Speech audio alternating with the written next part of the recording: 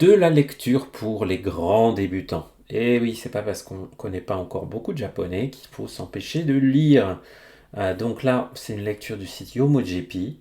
Ils ont catégorisé ça à niveau N6, qui n'existe pas, hein, c'est N5 le plus bas, mais pour nous indiquer que c'est vraiment destiné à vous si vous commencez tout juste le japonais. Donc on va voir des choses cool. N'hésitez pas à me dropper un petit like, un petit commentaire, un petit follow. Pourquoi pas à venir en live sur Twitch, ça fait toujours très plaisir. Hai, ima, maintenant. To, la particule to, ici entre deux noms. On a le maintenant, et après on a mukashi. Mukashi, autrefois. To, ça veut donc dire et. C'est une conjonction entre deux noms. Avant et, enfin, maintenant et autrefois.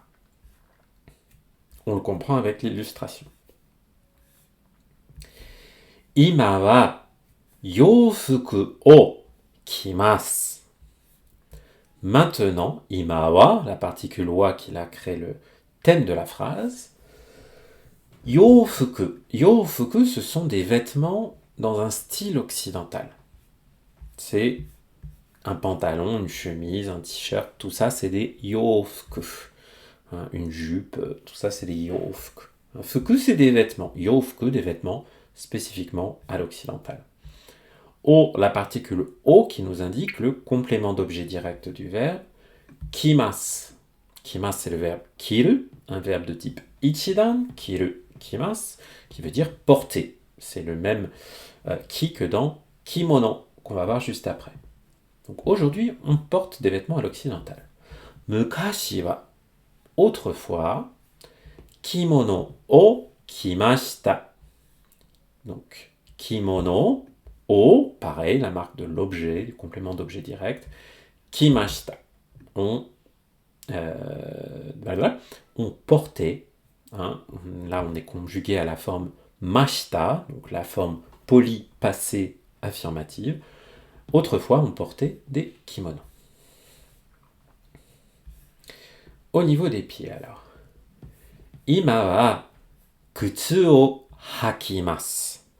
Et là, vous me dites, mais c'est quoi ce verbe-là, hakimasu? Juste avant, on disait que porter, c'était kimasu. Kiru. Et oui, le verbe pour mettre un vêtement, porter un vêtement, dépend de comment vous allez le mettre sur votre corps.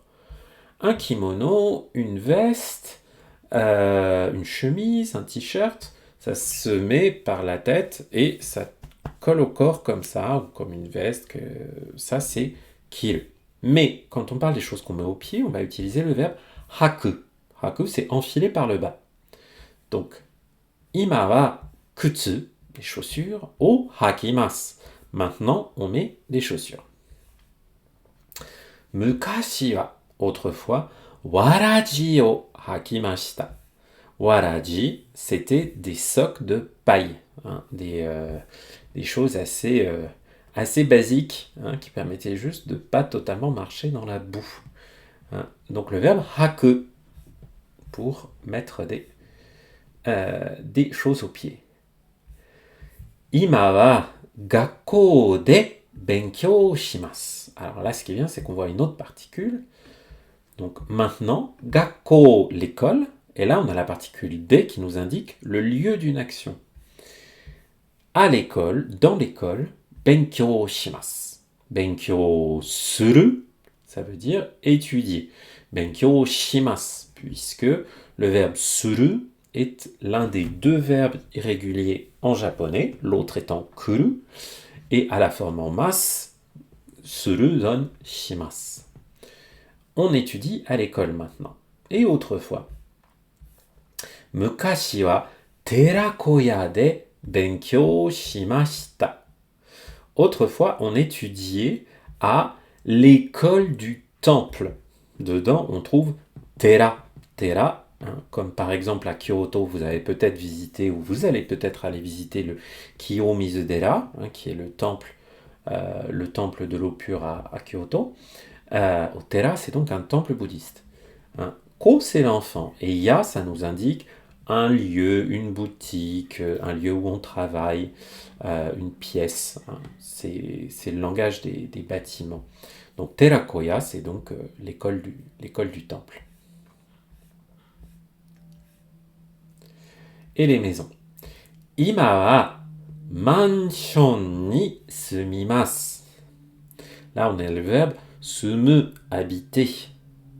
On habite dans un mansion. Attention, mansion, ça n'est pas, bien même si ça vient du mot anglais mansion, qui veut dire manoir, hein, ça ne veut pas du tout dire un manoir. Ça veut simplement dire un appartement de standing, mansion. C'est pas ça va être un appartement, vous allez avoir un digicode, quelque chose de plutôt récent, de plutôt confortable et souvent pas forcément très très grand, pas du HLM quoi. Donc on habite dans un mansion. Mukashi wa nagaya ni sumimashita. Autrefois, on habitait dans une nagaya. Nagaya, vous retrouvez encore ce ya hein, des bâtiments. Naga, ça vient de l'adjectif nagai, qui veut dire long. Donc, c'était des maisons longues. Avant, on habitait dans les nagaya. Oh, il est sympa ce texte. Hein. Vous inquiétez pas pour le vocabulaire un peu archaïque. Hein. C'est juste, c'est plutôt pour s'amuser. Ima wa takushi ni norimasu. Maintenant, on prend le taxi. On a le verbe noru, norimasu. Hein, noru, c'est un verbe de type godan. Hein, les groupes verbaux, on a ichidan, godan et les deux verbes irréguliers. C'est ça nos trois groupes. Donc là, noru, c'est un verbe de type godan. Norimasu, ça veut dire prendre un véhicule, monter dans un véhicule. C'est exactement ce que fait notre cliente là. Elle monte dans le taxi. Taxi ni, la particule qui indique dans quoi elle va monter. Mukashi wa, autrefois, kago ni norimashita. Kago, ça veut dire un panier. Hein. Bon, là, il y a des mots un peu plus compliqués pour désigner un palanquin ou quelque chose comme ça. Mais vous voyez l'idée. Alors, on a la lampe et la bougie. Ima wa denki o tsukemasu. Denki, c'est l'électricité. Tsukeru, ça veut dire allumer quelque chose. Il a plein d'autres sens aussi, ce verbe tsukeru. Hein, ça peut aussi vouloir dire coller quelque chose, attacher quelque chose, affecter quelque chose. On a la particule o parce que c'est un verbe transitif, c'est-à-dire qui prend un complément d'objet direct, comme manger, je mange quoi, je mange une pomme, j'allume quoi, j'allume l'électricité. Hein, si vous pouvez répondre à la question quoi avec votre objet, hein, par rapport au verbe, je bois quoi un verre d'eau, eh bien, ça veut dire que vous êtes avec un verbe transitif, que vous cherchez le complément d'objet, et que la particule, pour ça, c'est la particule o. Mukashi wa rousoku o tsukemashita. Autrefois, on allumait des bougies rousoku. Oui. Ima wa meiru o kakimasu. Kakimasu, c'est le verbe kaku, un autre verbe godan. Hein. Tous les verbes qui ont une terminaison autre que ru sont forcément des verbes godan.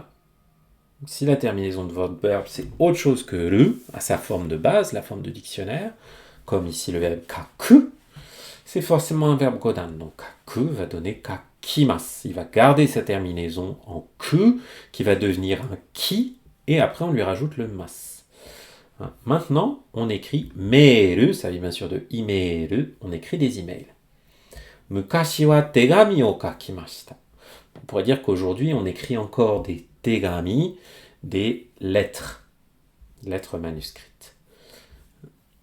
Au niveau des kanji, hein, le kami de tegami, c'est le papier, et te, c'est la main. Demo, mais, des choses qui n'ont pas changé. Ima mo, mukashi mo, hanami o shimasu. Là, on a la particule mo qui veut dire aussi, également. Maintenant aussi et autrefois aussi. Donc on pourrait dire aujourd'hui comme maintenant. Hanami, le hanami, cette tradition d'aller regarder les arbres en fleurs. Hanami o shimasu. Là, c'est le verbe suru, faire. Donc on fait le hanami. Hein, on célèbre le hanami. C'est une habitude ancienne.